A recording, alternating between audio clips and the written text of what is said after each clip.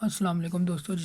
आज का हमारा टॉपिक है statistic presentation of the data chapter number 2, जिसमें मैं आपको बताऊंगा how to find frequency of the given data.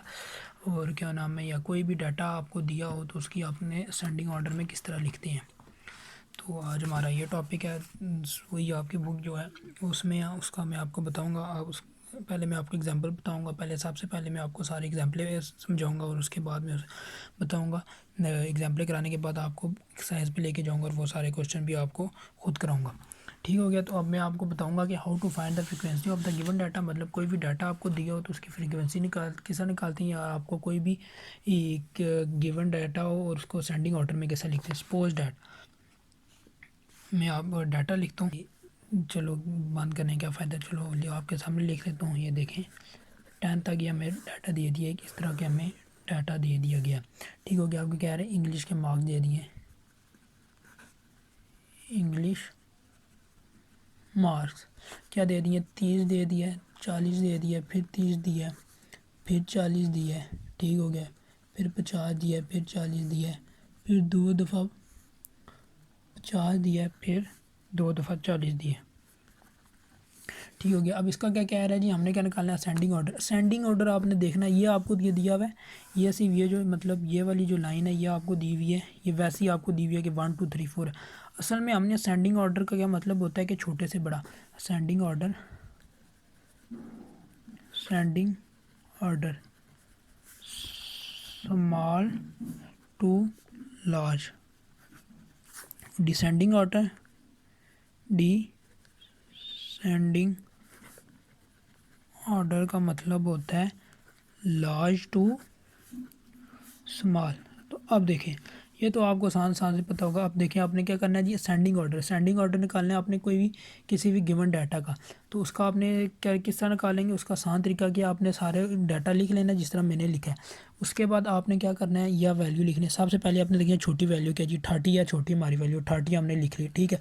उसके बाद देखेंगे, उसके बाद उसके हमने हल्का सा क्रॉस लगा देना, मतलब एक तो लिख लिया। उसके बाद फिर हम गिवन डाटा में देखेंगे और कौन सी, फिर 30 एक और है, कोमा यहाँ पे लगाएंगे, फिर हम लिखेंगे 30। ठीक हो गया। ये लिखने के बाद उसके बाद देखेंगे उससे बड़ी कौन सी है, 40 है। 40 2 दफ़ा आ रहा है, 2 दफ़ा क्रॉस लगा के उस पर 40 लिख लेंगे।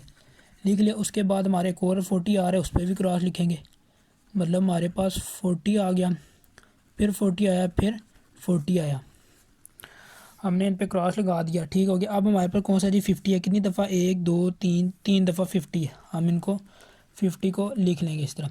अब हमने देखनी है हमारी गिवन कितनी वैल्यू है, देखनी है 1 2 3 4 5 6 7 8 9 10 वैल्यू हमारी। यहाँ पे भी 10, यहाँ अगर ऊपर टोटल 10 वैल्यू हैं तो हमारे पास असेंडिंग ऑर्डर में भी टोटल 10 वैल्यू चाहिए। हम गिनते हैं अब इनको कितनी है, 1 2 3 4 5 6 7 8 9 10।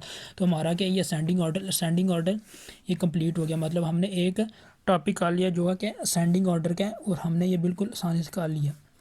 चलिए मैं एक और दफ़ा आपको समझा देता हूँ। ये मतलब आपको गिवन डाटा सारा दिया हुआ है, गिवन डाटा दिया। असेंडिंग ऑर्डर का क्या मतलब होता है, स्मॉल टू लार्ज, और डिसेंडिंग ऑर्डर का क्या मतलब होता है, लार्ज टू स्मॉल। ठीक हो गया। अब ये हमारे पास गिवन डाटा, ये हमारे नंबर दिए हमें, ये हमारे पास सारे नंबर दिए गए हैं।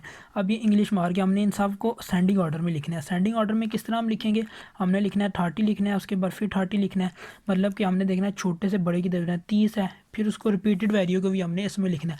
इस तरह लिखने के बाद हमारा ये असेंडिंग ऑर्डर हो जाएगा। उसके बाद अगर हमारा टॉपिक है, उसके बाद हमारा अगला टॉपिक है डिस्क्रीट फ्रिक्वेंसी डिस्ट्रीब्यूशन। उसके बाद हमारा जी डिस्क्रीट फ्रिक्वेंसी डिस्ट्रीब्यूशन।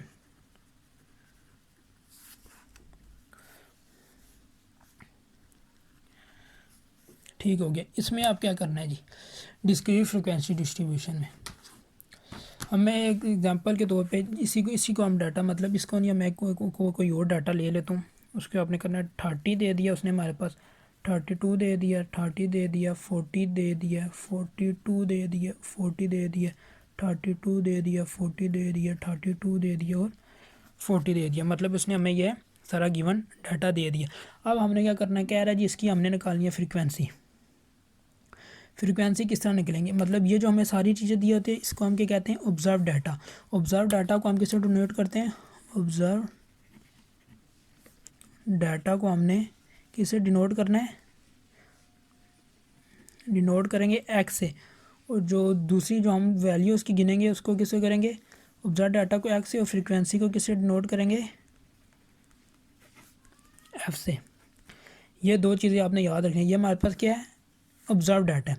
फिर आपने उसके बाद क्या करना है जी, आपके पास कितनी आएंगी ये मैं यहाँ पे लिखता हूँ। अब यहाँ पे हमने एक्स लिख देना, मतलब ऑब्जर्व डाटा की। आप देखें 30 दो तीन दफ़ा आ रहा है, इसलिए हम 30 को एक दफ़ा लिख देंगे। 30 को हमने एक दफ़ा लिख दिया। अब उसके बाद देखने हमारे पास इससे बड़ा कौन सा रहा, 32 आ रहा है, 32 लिख दिया। उसके बाद हमारे पास क्या आ रहा है, 40 आ रहा है, 40 लिख दिया। उसके बाद हमारे पास क्या आ रहा है, 42 आ रहा है, ठीक हो गया, 42 लिख दिया। अब इसके आगे हम क्या लिखेंगे, फ्रीक्वेंसी। फ्रीक्वेंसी निकालने के लिए अब देखना है हमने 30 कितनी दफ़ा, देखें एक दफ़ा 30 आ गया, लिख दिया हमने, एक दफ़ा क्रॉस कर दिया। 30 मतलब 1 दफ़ा आ गया, एक दफ़ा आ गया। अब देखना है इसको क्रॉस कर दिया। अब 32 देखें कितनी दफ़ा आ रहा है, एक दफ़ा। फिर उसके बाद एक और लिख दिया। फिर 30 कितनी दफ़ा आ रहा है, एक दफ़ा। फिर आपने इसमें लिखना है। अब 40 कितनी दफ़ा आ रहा है, एक दफ़ा, 40 को इसमें लिख दिया। अब 42 देखें कितनी दफ़ा आ रहा है, एक दफ़ा आ रहा है, 42 को इधर लिख दिया। 40 को देखें कितनी दफ़ा आ रहा है, एक दफ़ा आ रहा है, फिर 40 में लिख दिया। फिर 32 कितनी दफ़ा आ रहा है, उसको इसमें लिख दिया। फिर देखें 40 कितनी दफ़ा आ रहा है, 40 कितनी दफ़ा आ रहा है, उसको हमने एक दफ़ा, उसको भी हमने लिख दिया इसमें। 32 कितनी दफ़ा आ रहा है, एक दफ़ा आ रहा है, इसको हमने यहाँ लिख दिया। 40 को फिर हमने क्रॉस करके इसमें लिख दिया। आप देखिए हमारे लिए आसान, इस पहले आप इसको टैली बार बना लें, आपके लिए आसानी रहेगी। अब देखिए ये 2 टाइम्स हो गया, ये 3 टाइम हो गया, ये 4 टाइम हो गया, और ये 1 टाइम हो गया। अब देखिए कितना हो गया, 5 और 5 10, मतलब हमारे पास 10 टोटल आना चाहिए। हमारे पास वैल्यू 10 है, और इसकी जो फ्रीक्वेंसी का आंसर है वो भी हमारे पास 10 आना चाहिए। और उसके एक और आपको बताऊं, जब रॉ डाटा होता है, रॉ डाटा, ये चीज़ हमने लिख लिया। मैं आपको दोबारा बताता हूँ कि डिस्क्रीट फ्रिक्वेंसी डिस्ट्रीब्यूशन मतलब किसी भी चीज़ की फ्रिक्वेंसी निकालने के तरीके आपको ये गिवन वैल्यू होंगी, ठीक हो गया। ये जो हमारी सारी वैल्यू होंगी, ये वाली, ये ऊपर जो जितनी भी दी है, जिन पे मैंने क्रॉस कर लगाया, ये हमारे पास होगी ऑब्जर्व डाटा। ये हमारे पास क्या होगा, ऑब्जर्व डाटा। इसको हम डिनोट करेंगे एक्स से। उसके बाद हमने लिखनी है फ्रीक्वेंसी, फ्रीक्वेंसी को हम डिनोट करेंगे एफ से। उसके बाद आपने लिख लेना है मतलब 30 कितनी टाइम्स आ रहा है, 32 कितनी टाइम्स आ रहा है, 40 कितनी टाइम्स आ रहा है, और 42 कितनी टाइम्स आ रहा है। उसके बाद आपने इस तरह, जिस तरह मैंने लाइन लगा के एफ लिख लिया, आप इसको टैली बार भी कह सकते हैं, इसको हम टैली बार कह सकते हैं, उसको हम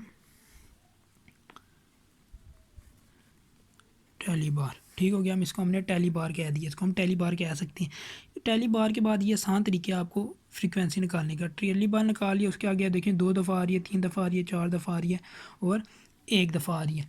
जी हाँ, और आज का हमारा ये